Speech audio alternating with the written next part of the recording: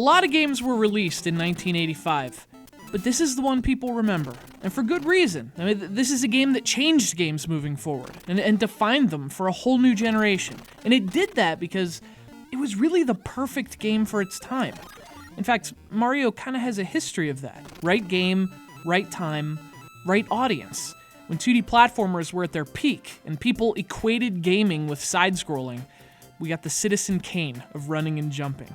This was the perfect game for 1990. And when gaming made the jump into 3D, and a new generation started equating gaming with technology, that started in this castle. This was the perfect game for 1996. And now, with another new generation, one that's been raised on sharing and interacting and user-generated everything, the old man's done it again. Right game, right time.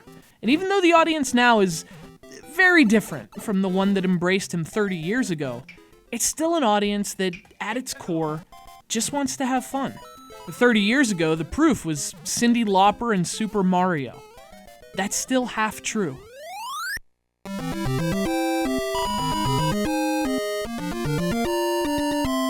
Now, don't get me wrong, I'm not saying Mario Maker is in the same league as Mario 3 or Mario 64. It's probably not one of those legendary, all-time great games. But it is, maybe more than ever, the right game at the right time. Mario Maker has created more of a buzz for the Wii U than any game since, well, any game. And what's interesting about that to me is that the Wii U already had a 2D Mario game. It had a 3D Mario game too, and they're both great. But neither one of those games moved the needle for the platform in the same way this one seems to be. It's just more timely. It's more 2015. And although I think there are better games on the Wii U, in fact, there are better Mario games on the Wii U, I'm not sure there's a more convincing reason to get a Wii U than Super Mario Maker.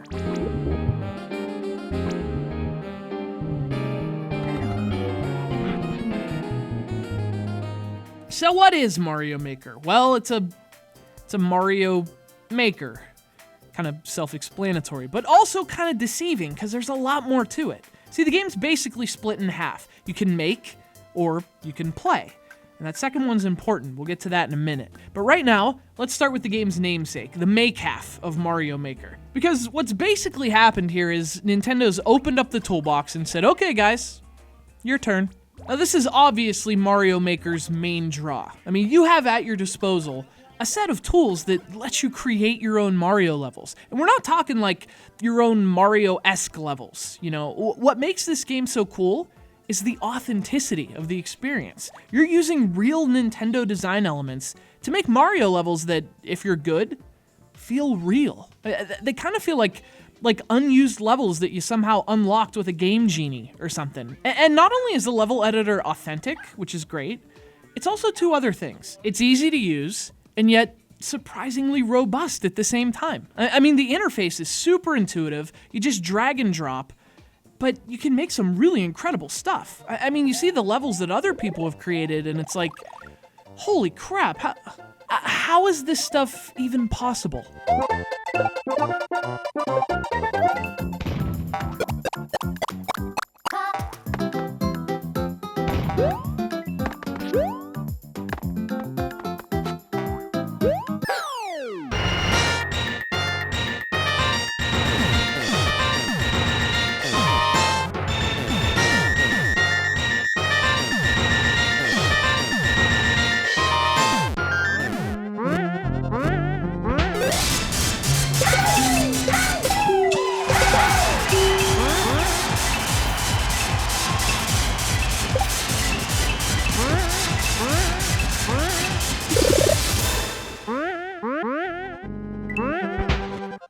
Now, one of the interesting things about the Maker part of the game is that at first, your tools are kind of limited, so you won't be able to do all that crazy stuff for a while. The game only gives you very basic tools to start with, and it's only over time that the more advanced stuff unlocks. Which sounds frustrating, but it's actually cool the way it's set up. It lets you learn the system as you play. That way you're not overwhelmed at the start. In fact, you only start with 2 game palettes, the original Super Mario Bros. And New Super Mario Bros. U. But this is actually really sweet. The cool thing is that you can make a level using lots of different Super Mario games. And here I'm making one using the original Mario tools, but you can also apply a different game palette whenever you want. So you can actually see your design as it would look in different decades. It's like a Mario time capsule where you're like changing the future. It's like instead of 1955, Marty McFly went back to Nintendo's offices, 1985. And now somehow Peach is in the game. Way to go, McFly.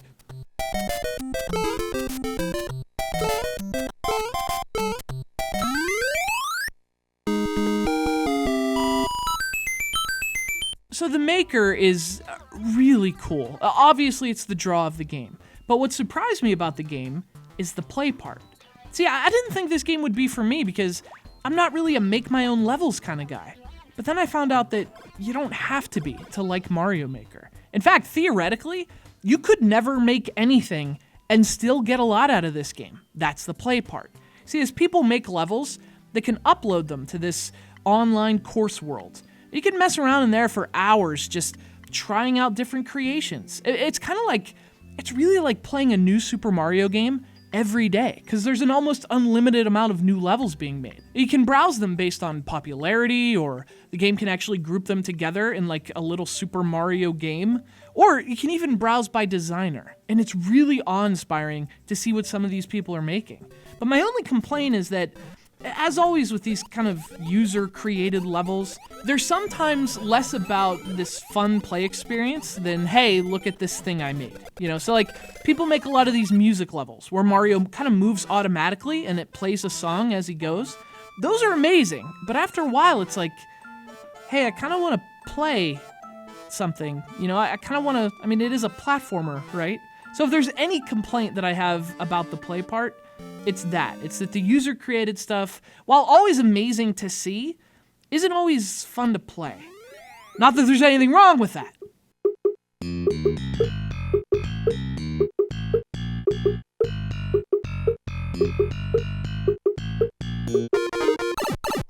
But fortunately, the play part also has an offline component. There's about 70 stages on the disc, designed at Nintendo, that comprise this Mario Challenge mode. The idea is, you have to make it through 8 levels, but with only 10 lives. And some of those levels are just, like, some of them are remixed takes on classic Mario levels. Some of them are totally off-the-wall, bizarre new designs. And once you finish those levels, this is the cool part, you can actually take them apart in the Course Maker and tinker with the designs yourself. Which again, I mean, how 2015 is that? Because we're never satisfied with just a good thing anymore. We want to be involved in the good thing. So Mario Maker is like, fine, internet, you wanna complain all the time about Mario games? Go ahead, make your own. Show me how it's done. Why don't you make a Vine about it? See, because Mario's kind of an old guy.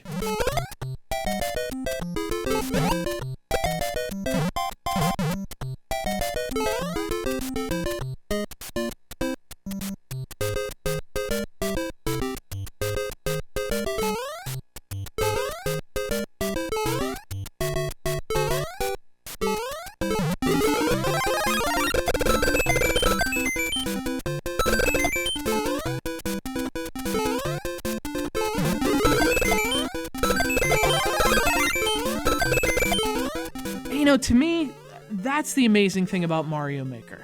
It commemorates the 30th anniversary of a game that tapped into the culture while tapping into a totally different culture. A culture that finds idiots on YouTube more entertaining than, like, professionally shot TV shows. Thank you for that, by the way. Point is, people these days are involved in their favorite media. They vote off the singers they don't want. They get their photos retweeted. They write petitions. The audience isn't a passive one anymore. It's less interested in what you, the game designer, has to say than what Andy K. from Norway has to say. Although, to be fair, dude really brought it with this one. And that's what Mario Maker taps into. It's the right game at the right time. And for a lot of reasons. Ones that might not have been reasons 30 years ago. But it's really cool that as much as those reasons change, and they have changed, one of them stays the same. More than anything else, the audience fell in love with Super Mario because Super Mario was fun. That was the case in 1985. And with Super Mario Maker, it still is.